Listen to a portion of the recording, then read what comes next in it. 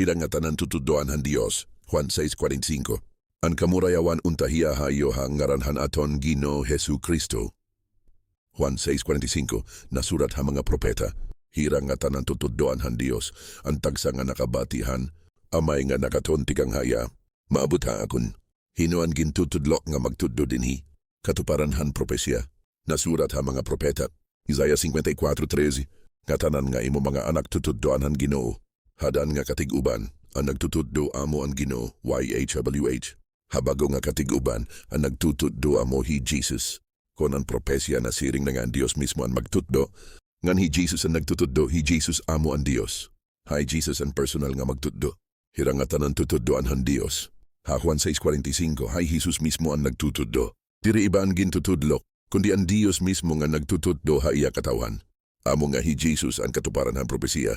Ang pagkatukan Jesus usala ang dalantikang haamay, padayon hi Jesus, ang tagsa nga nakabatihan amay nga nakatuntikang haya. Maabot ha akon. Diri niya ginsiring, maabot ha iba kundi maabot ha akon. Kahulugan, ang pagtudduhan amay nagdadaragod ha aton ngadto kan Jesus. Anamay nga hi Jesus diri duhala nga magkalain kundi usa.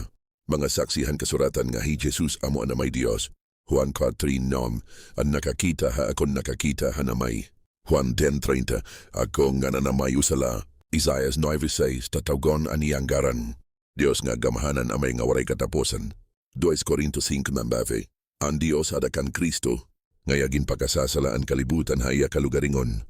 Ini nga mga bersikulo nagpapakita nga ang amay, nga ni Jesus diri magkalain nga persona kundi usa nga Dios, nga nagpakatawo. Isaiah 54:13, ang Dios Yahshua, mismo ang magtudo. Juan 6:45, hi Jesus ang nagtutuman hini.